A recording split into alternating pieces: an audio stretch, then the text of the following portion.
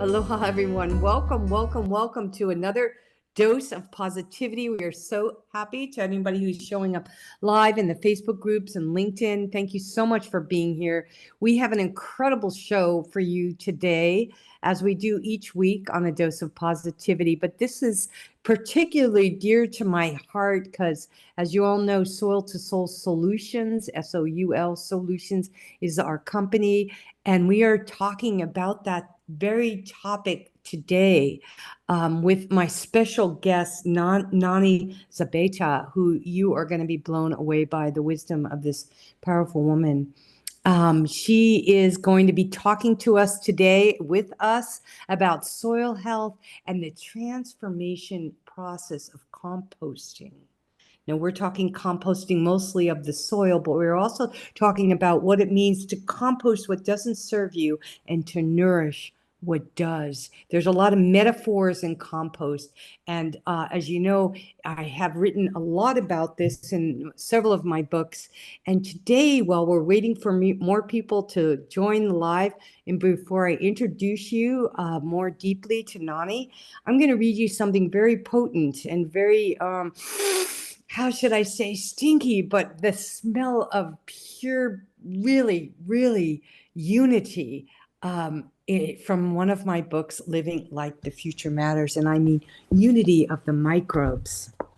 And I'm going to start, I'm reading from Living Like the Future Matters right now. And again, welcome everybody who's coming in right now. Thank you so much for being here with us. This is from the chapter, Life on a Biodiversified Farm. And I could read this whole cycle, I call it, instead of chapters, as you know, but I'm only going to pick out some high points and just read for a couple minutes. And then what we're going to do for everybody who's on live, we're going to put the link to a complimentary ebook so you can read the rest of Living Like the Future Matters. So I'm going to start with this from the Center for Biodiversity Explains. And we'll put the link in for biodiversity, the Center for Biodiversity too. Greater biodiversity is ecosystem species, and individuals lead to greater stability. For example, species with high genetic diversity and many populations that are adapted to a wide variety of conditions are more likely to be able to weather disturbances, disease, and climate change. Greater biodiversity also enriches us with more varieties of food and medicine. Greater biodiversity, including our gut microbiome diversity, right? The more balanced we are with these healthy microbes, the better. But this was great. I wrote this chapter. I was living on a biodiversified farm. I was 20 years old, and this is when I got turned into the benefits of composting and manure. And so I was mucking out the stalls, and the upper middle Jewish American princess trying to go, making sense out of this senseless world that I was living in. And for the first time in my life, realizing what life was about was on this biodiversified farm. And the barn, yes, the barn was so clean that you could eat off the floor. And guess who got to clean it sometimes? It wasn't my favorite job, but I learned humility, and that served me well. I remember often singing Carole King's song, the lyrics to Beautiful. The lyrics got me through morning chores. I got up every morning with a smile on my face to show the world that I had love in my heart. I still remember the sweet scent of that barn, which is a far cry from the industrial dairies of the world. Bob, the farmer, aged his manure in a big pile behind the barn all winter. In the spring, he mixed it up with an organic soil amendment and water in an enormous vat to brew compost tea. Bob rigged up a rudimentary spraying system and sprayed the strawberry fields with nitrogen-rich this potent tea. It was a full cycle, zero waste system that worked. This process saved the lights money on fertilizer, spared the soils and the environment from chemicals, and produced the most abundant, voluptuous strawberry patch in all the land. Thank you for listening. And again, we will put the link to the ebook from Living Like the Future Matters in the link, and anybody is welcome to read the rest of the chapter. But now what is most important is for me to introduce you to my most revered and special guest, Nany Zabeta, who is originally from Guatemala, who is now living in the beautiful state of Hawaii and is a dear Hanai daughter of mine. She is a versatile individual, and she has a diverse range of skills and passion, which you're about to experience. As I said, she's originally from Guatemala, from a Mayan Ki'che descent, and she'll tell us how to say that properly. But this is the land of the tall trees. She migrated to the US at 16 years of age with a background in permaculture, cacao regeneration, agriculture, beekeeping, and curriculum development. She combines her expertise with her love for nature and storytelling, which we're going to hear some good stories today. Nany is deeply involved in social entrepreneurial ventures and focusing on recycling organic materials, soil regeneration, Korean natural farming, yes, vermiculture, and relationship agriculture. Her interests also extend to social anthropology, ethnobotany, epigenetics of food, and soil science. Nany, welcome to the show. Thank you so much for being with us here today. Thank you, Mama Donna, for having me. It's always a pleasure to be in your energy and the offerings that you have for the world. It's always been this beautiful exchange that I cherish so much, and it nourishes me too. And yeah, thank you for giving, my generation a platform. I think you've been so incredibly gifted in that way to give us a lot of the youngsters out there that love the soil and the sprouts, an opportunity to have a voice and the space to share something that you also love so much. So super grateful for this moment. Oh, so grateful for this moment. Thank you so much, Nany. Yes. Yes. Yeah. And you know what? TJ and Shane are in the house who are helping us with this meeting, and they call me Mama Donna too. So I'm feel honored to be surrounded by so much love and this intergenerational diversity. They're in the Philippines, you're from Guatemala, and we're here on the big island of Hawaii. And that's what I'd love for you to dive in a little bit about your heritage and your background in the land of the gigantic trees, the tall trees. Share a little of your background and that indigenous culture that you bring forward to this conversation.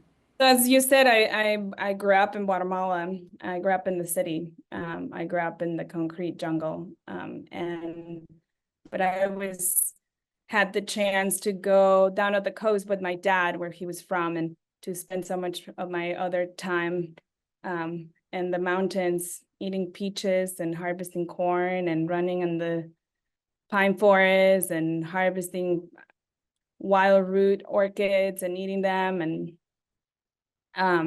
there was something so special about running in the rivers down in the coast, and that when I went to the city, I didn't have that. And I didn't know how those experiences of harvesting corn and eating the peach and running in the rivers and what's going to impact me later in life, and how living in the concrete also had an effect for me.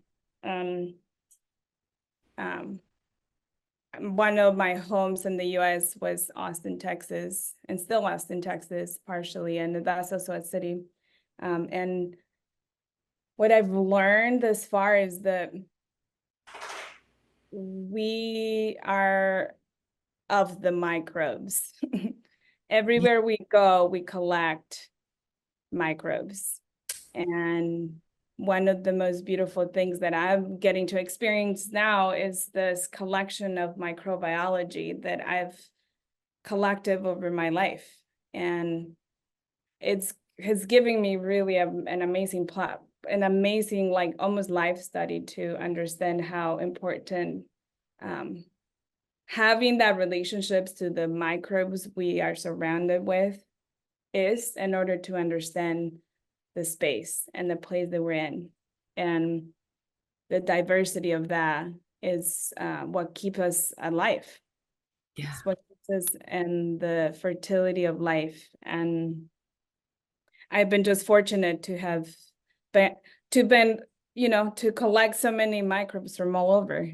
And now I am in this space of being in the composting space and feeling the power of how much transformation is always happening in nature through this process, and the reuse of energy and the reuse of qualities and the plants can bring, and animals, and even anything, and how that affects the environment and the hydrological cycles of water, how the land through the microbes have a response to the water and to what lives in them. And I like to, also just remember, and this is a story that I wanted to remember with you, Mama Donna, too, of our times fermenting foods and how,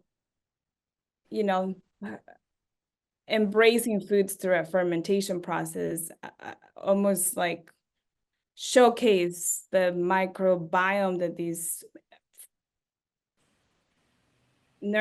these foods have, and how that elevates, almost the connection and the information that that the soil has through them.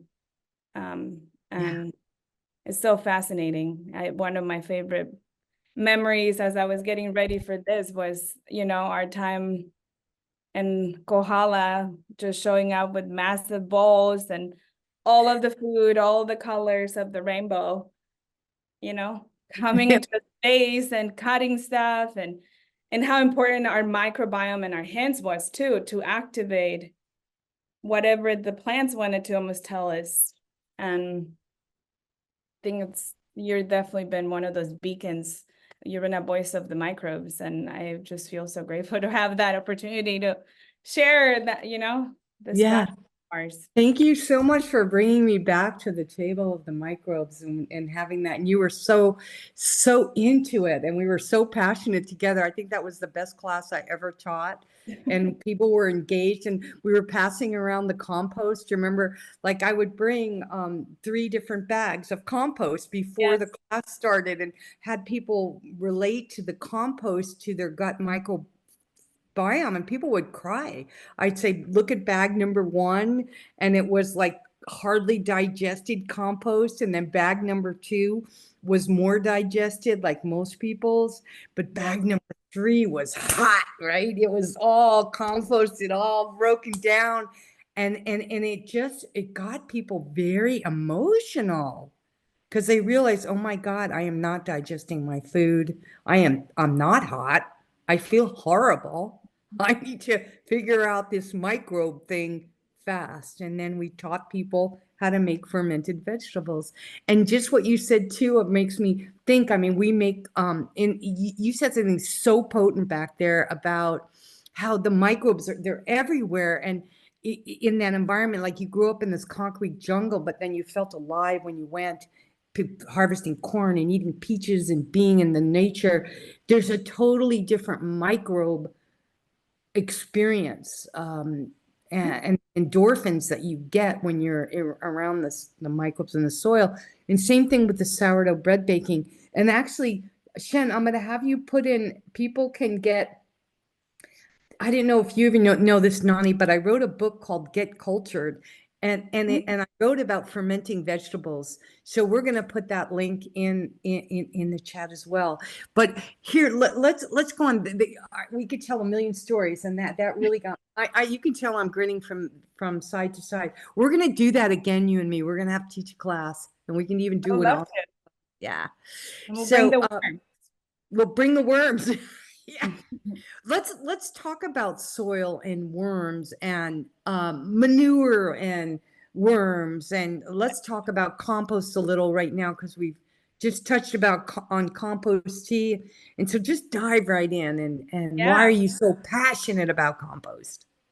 Thank you for reminding me of how important our poop is as one of our, and how our human microbiome also has this magic inside.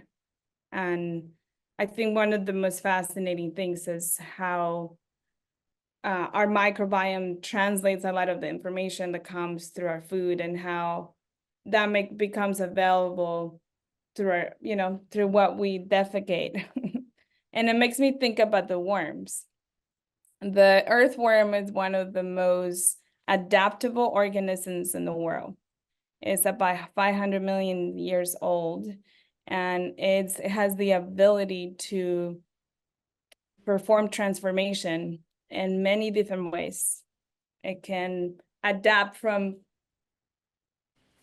and when you find earthworms in your soil, that's a sign of the health of your soil. It's a sign of having a healthy microbiome. And it's very interesting how what they produce becomes such a rich and enhancing the life of anything that it touches. And it makes me think about how important it is to recognize that, we have all these allies and all of these organisms that are quietly making life happen everywhere. And how we as humans, because we eat, are able to provide a reciprocal experience for them. And I feel like for me, it's been very transformative how composting and the process and the practice of composting has become an act of reciprocity with nature, and an act of creating and restoring that link that in many places, because of the systems and how we live, they've been broken and they're disconnected. And one of my dear friends in LA, she lives downtown LA, and I love how she always craves this feeling of being outside and just running around and eating the food from the ground, and her relationship to her food is limited to compared to what I have access to living in the country in Hawaii. And I realized that for her, composting is such a sacred act for her in the city, because it's been one of the ways in how she is able to give back to the earth that gives her so much. And I've noticed that her commitment to practicing that has created this link for her, and it's created this ability to just remember as humans, we're nature, and we can contribute to that relationship with what we eat, how we grow our food, how we take care of our waste.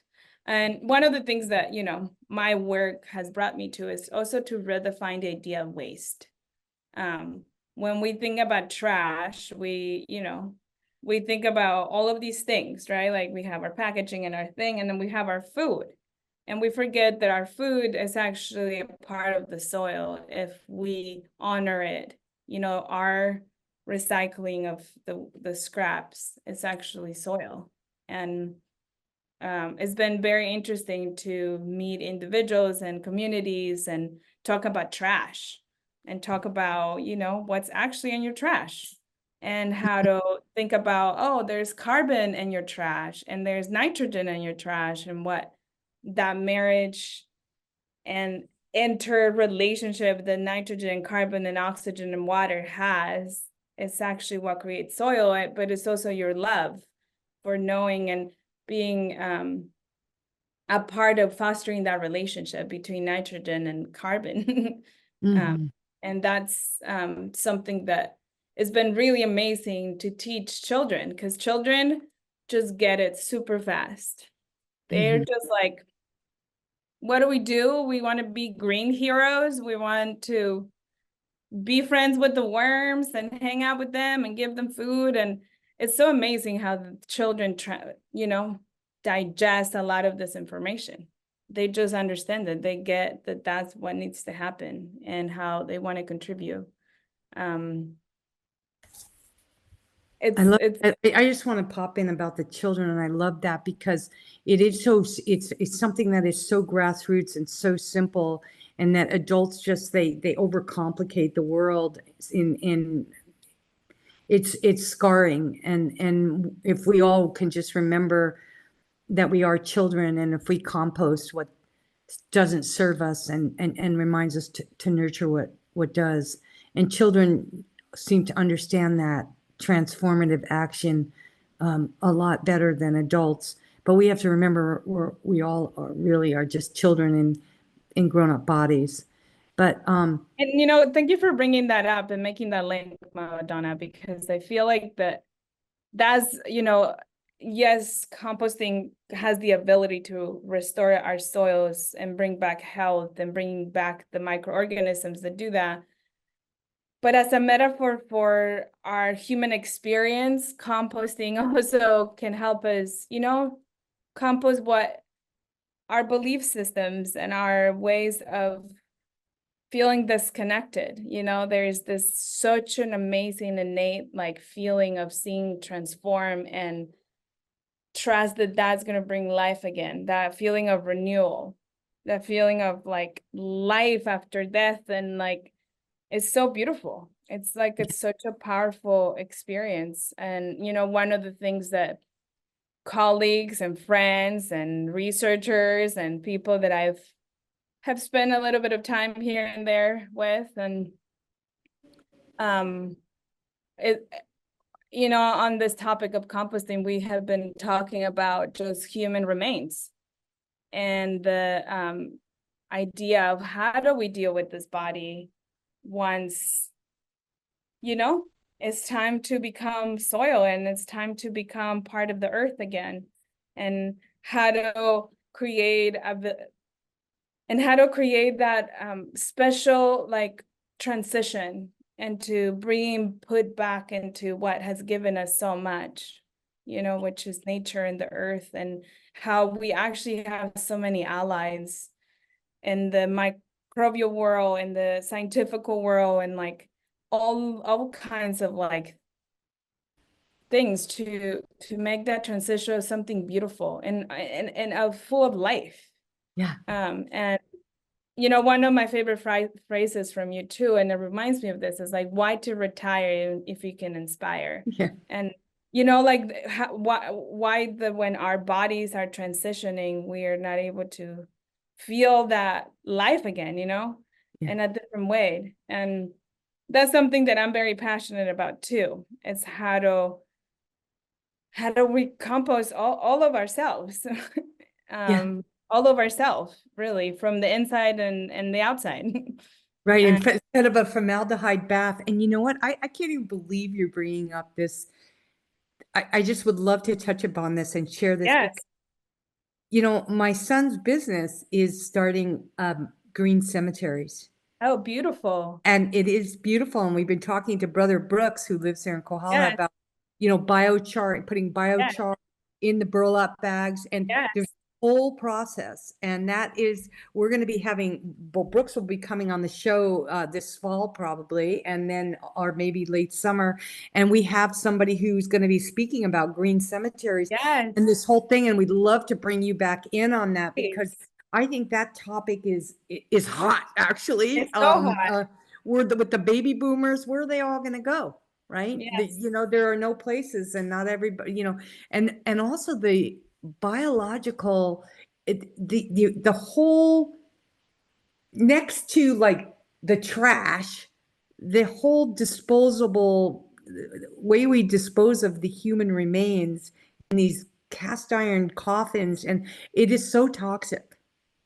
The whole thing is an environmental nightmare. It's a climate crisis, part of the climate crisis, not recycling, like you said, and repurposing and doing carbon sequestering composting systems, like we said, yes. whether it's so this And is then, super. it's Go so ahead. fascinating that you're like the jazz is doing that, because it's really like, and maybe it's the job of our generation to take care of that Yeah. because we're just encountering the loss of the biodiversity of our soils because of the way and how we've been farming and tending the land in many places that are, we're literally losing information. When we lose soil, it's not only that we're losing soil to grow food, we're actually losing information from Right. that place and the microbiome in which that hummingbird is, and that one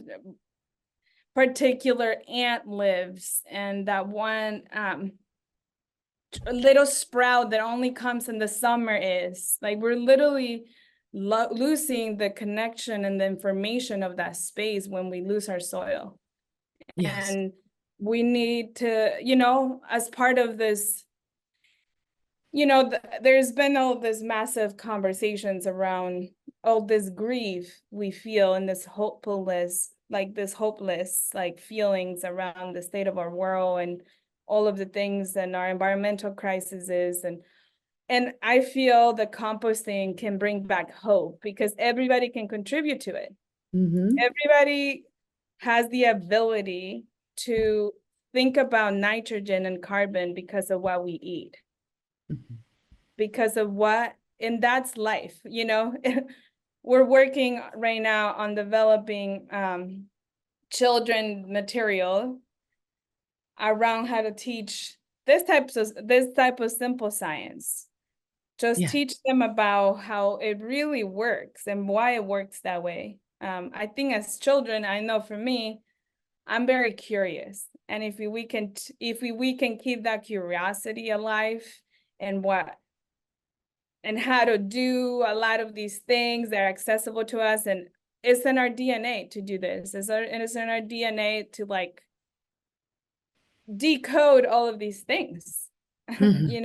and yeah, composting is, I think, a solution for the future and for contributing to a more hopeful future. Yes, And absolutely.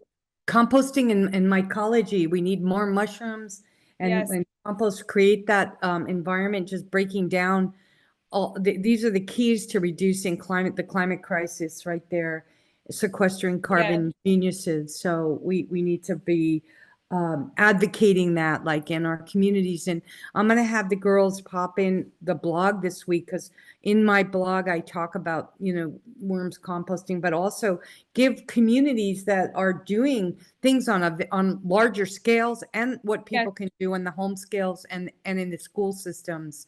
I love the idea that you're putting together this curriculum, and I will definitely help you with that, because I've done Of that, course. and I love that you're doing that. And we got to just market it to the right people so that all children everywhere have the privilege and the opportunity to give back in such a simple way.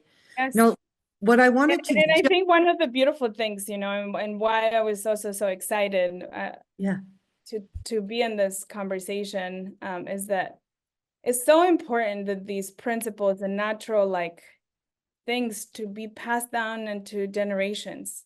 mhm, Like I love, we have known each other for years, and now we're here in this intersection of our lives, and now we can maybe work together and give to the children. And like, it's just such a crucial way to like honor this bond, you know, and how to deliver this information and how to give it to the world in this way. Because it's also like diversifying our experience, which, you know, where there's diversity, there's health. And where we have health, we're gonna have really grounded and beautiful human beings. That's And right. nourishing that is so important. You know, I think one of the things that we talked about is like, how do we become voices for the microbes and voices for the worms and voices of the mushrooms that, you know, are of ancestors in some ways, and are they're just our incredible teachers and how to live in this beautiful planet we call home, truly. Truly. You Well, know, the one of my favorite experiences, now that we're talking about composting, I went to school in the desert, in the high desert of Arizona. And we spent a lot of time all over the Southwest studying the rocks, and it was so amazing. But one of the things that my college did a lot is like, we had really like experiential learning experiences. And one of my favorite trips was to Tucson. We got to spend a whole week at this amazing farm.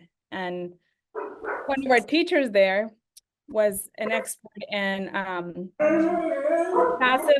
passive water harvesting. And I learned so much about harvesting water with him in the desert, and it was so beautiful. His relationship to water in the desert was so incredible. But one of the most amazing parts of it, this all, was his relationship to his composting toilet.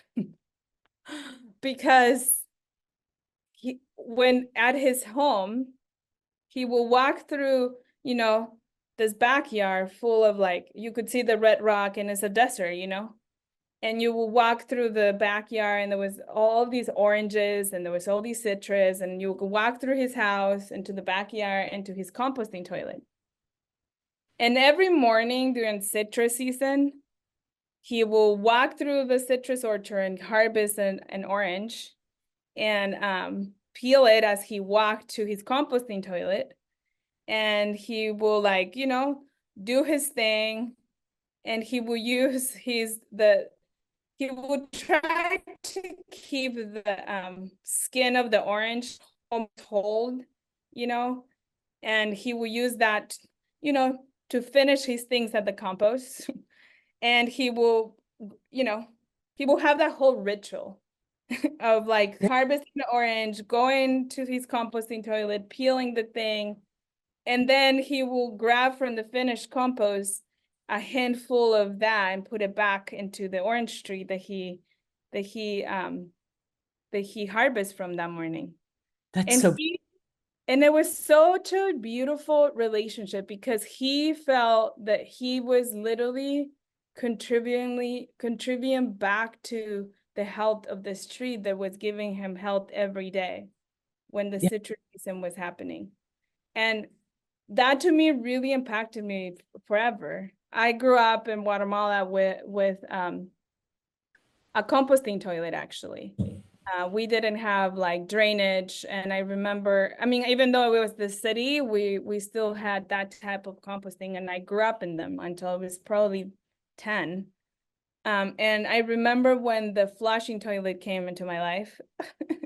yeah. And I didn't understand that concept fully, and I still don't, because it's very interesting to use water and not let that decompose. And now that I learn more about, you know, details of the microbiomes and the things and the whatever, it's like, it's a very interesting concept to flush toilets. Right. And it's very interesting to think about our waste in that way, the ways that we produce, you know. And yeah, it's It's a very deep curiosity of mine on how to figure out how to connect those dots of how do we bring back to that feeling that that one teacher that I had, you know, of he loved his orange tree so much that he was just so honoring of that relationship in that way. Wow. It was That so beautiful. very profound, a very, very beautiful link to everything we're talking about, right? It's just seeing the whole process, the whole integration, the whole full circle.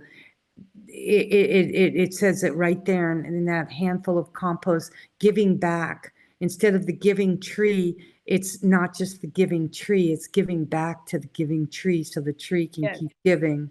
And we have lost that relationship as a species on this planet.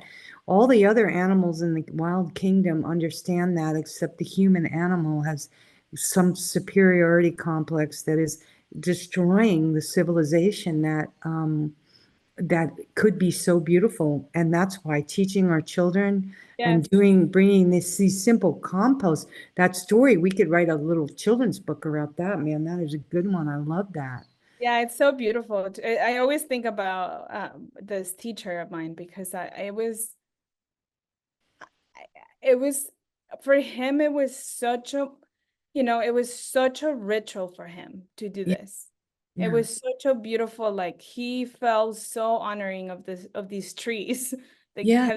They have given him for years so much, you know, Yeah. and he just wanted to give the almost bring back the life to them that he gained from them. And you know, and I feel like we keep talking about the children, and I think that this is why I think the children will like help us shift this because they just get it. Yeah. They just literally are like, yep, that's what we do. Right. and and you know, this is why I love children's books and storytelling, and because if we can tell stories in a way the children understand these really interesting concepts and complex concepts, I feel like everybody inner child can actually understand it too, because we had that curiosity always, you know, and it gets boring when we grow up a little bit. Oh, I'm It never just feels bored. like, oh, yeah, I know. Well, me Ne- neither.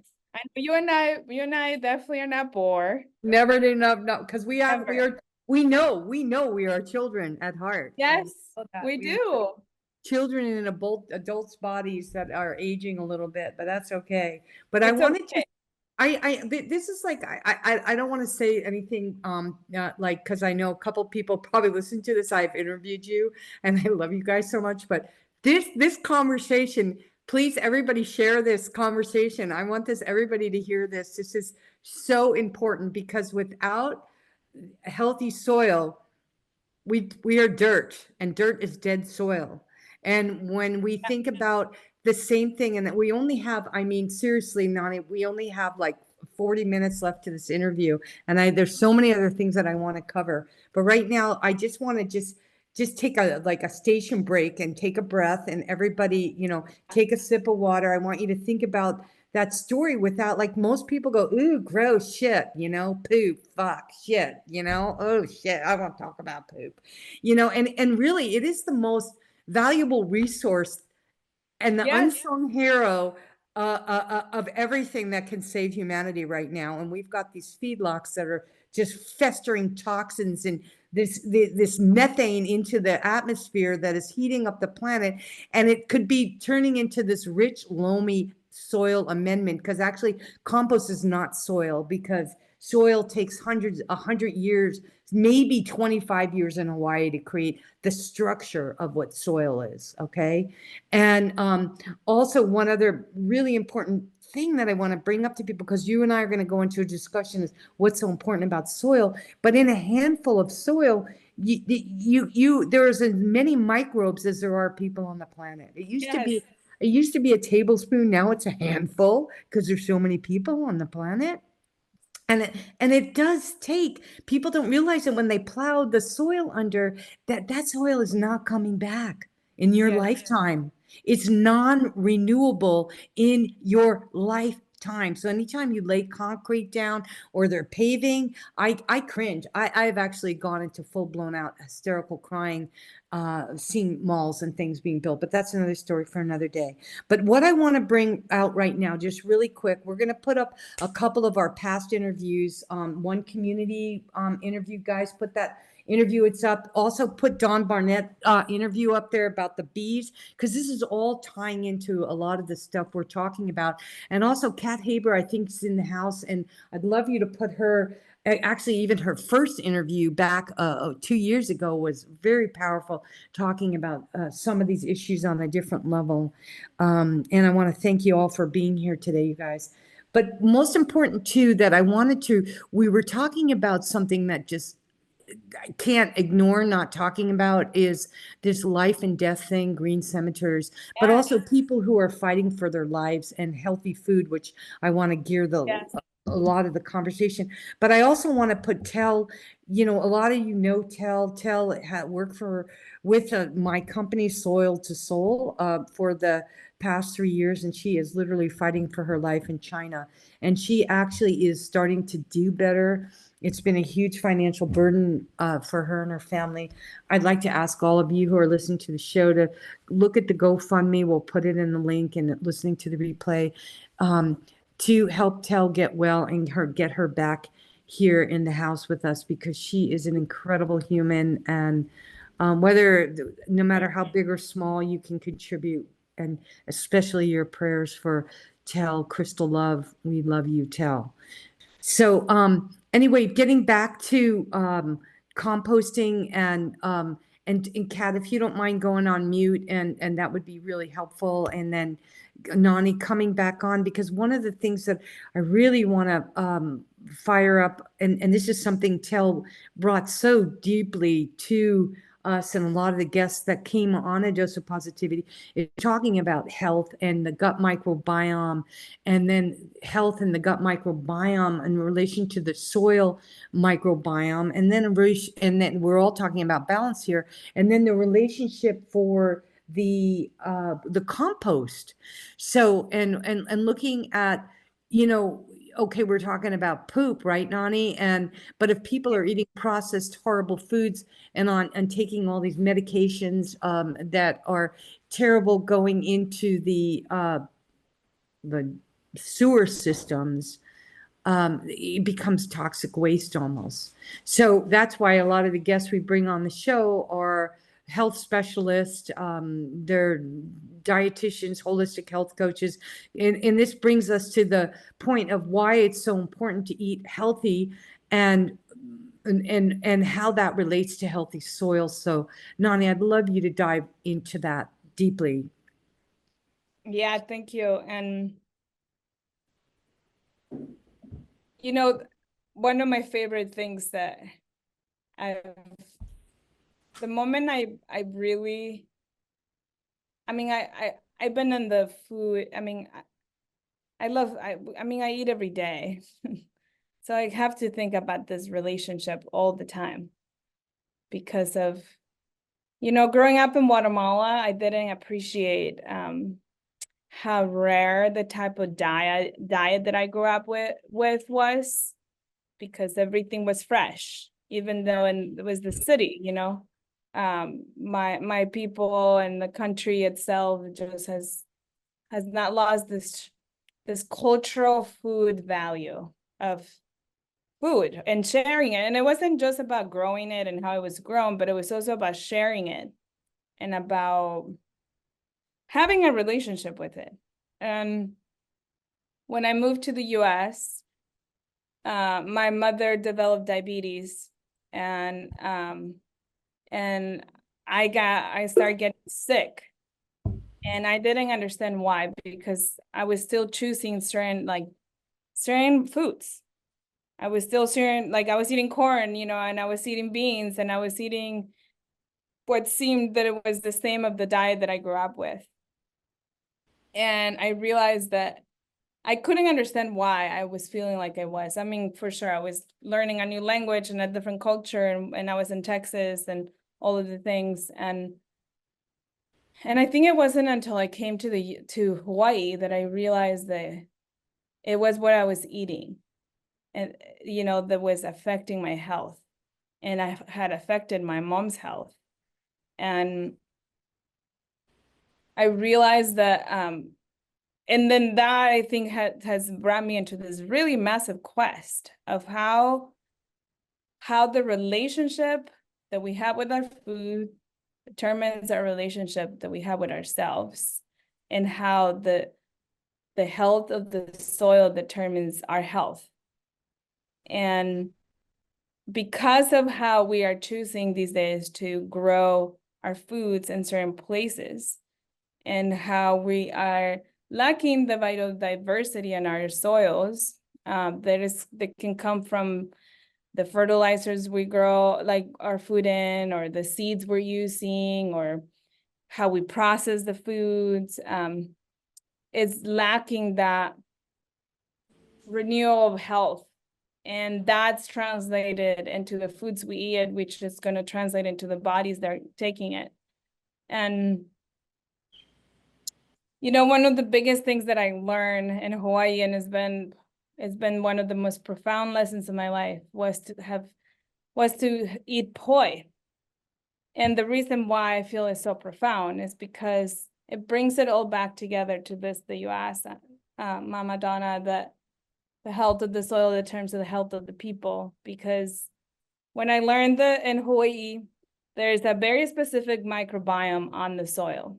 We are in one of the most biologically diverse places in the planet. Like, we have so many climates here. So that means so many microbiomes are here. And one of the things that all of the ancient Hawaiians have had here is fermenting kalo.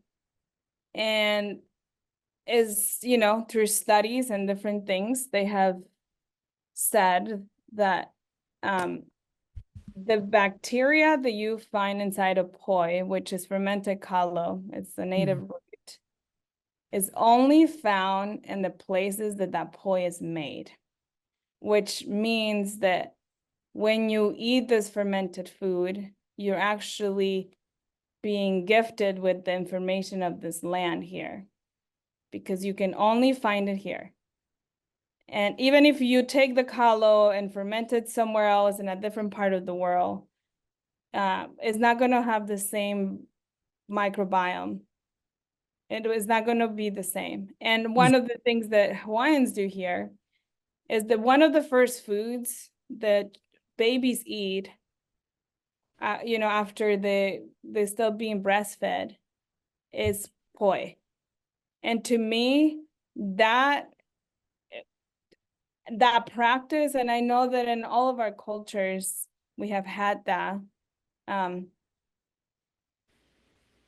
it's just the reflection and the understanding of how our soils gives us what we need to live in the place we are. And that health is also in that. And our relationship and taking care of our soils will take care of us, our land.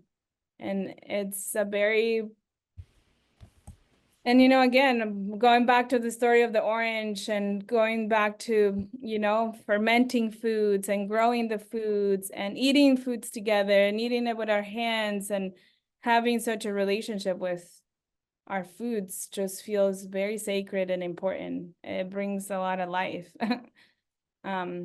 And as long as I probably have a voice, I think I'm gonna become a voice for the microbes, and continue to find people like you, Mama Donna, who have paved the way and has been composting for so long. And yeah, just I love you so much, honey. yeah. I just can't even tell you that how excited I am about having this conversation. And I did just pop in, and I know you know who this person is, Avanda Shiva. her link to, she has a great interview on YouTube that you guys, I encourage you all to watch.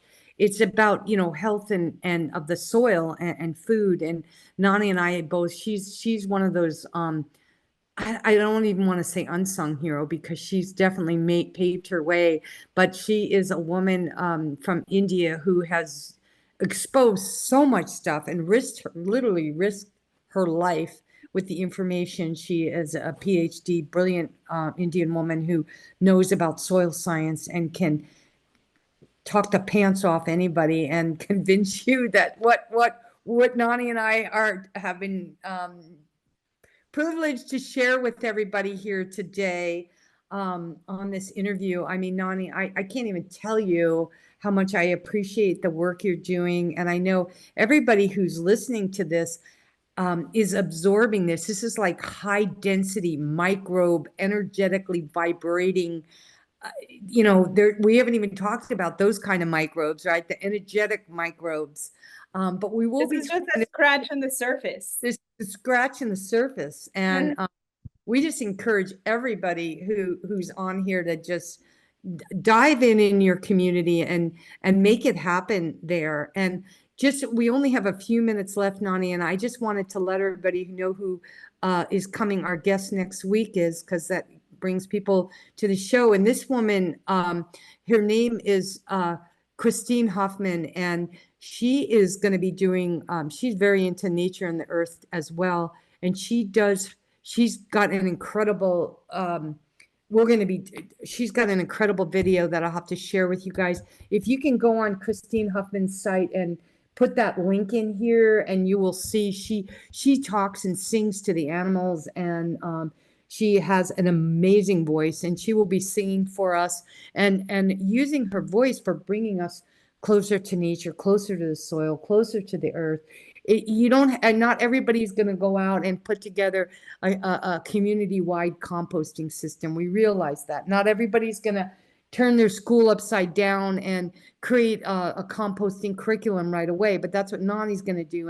But we're going to help her get the curriculum into the school system. But we can all do our part. Nany, you brought up something that was so great. I mean, just like, what's in your trash? I've written about that. I've talked about it too. Look in your trash. That is the perfect way. It is not a compost heap. It is trash. It's going into the landfill, and the landfills are not composting because they're not aerating them. They don't even know how to use the landfills properly. There is just like methane on top of methane. The systems are broken. And that's why I love everything we had talked about in this conversation. So Nany, just take us home. We've got a few minutes left. Leave us all with some another great story or some tips that are gonna inspire people to take further action personally and within their communities.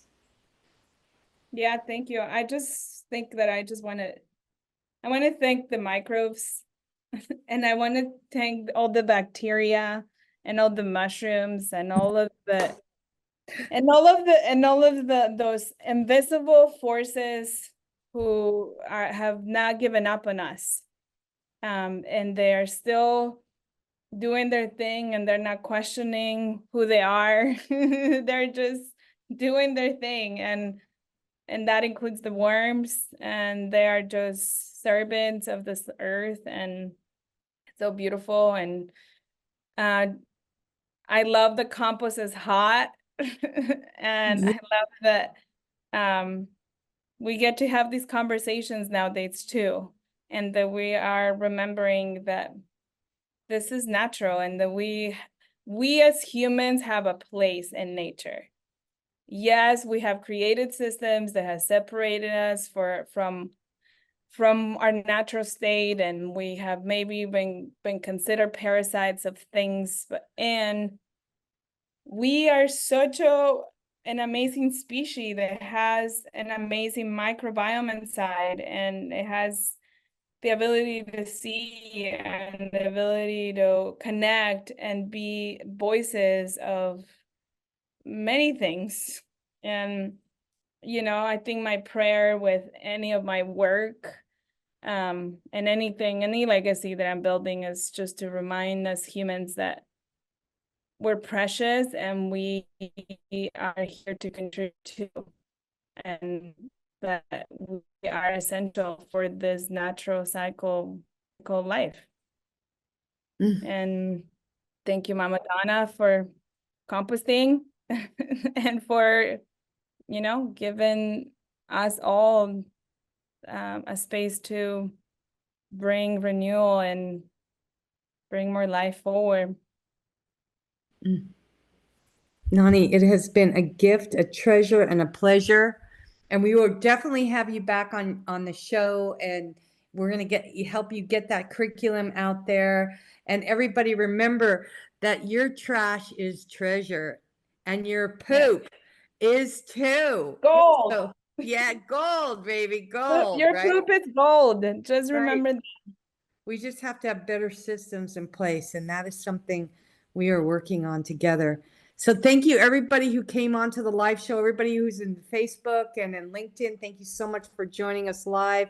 And I don't see any questions. I see we've got lots of great resources in the link. So everybody take a minute to download the chat, get your free book, and everybody, a big round of applause for Nany. Thank you so much for coming on the show, and everybody, big love and aloha.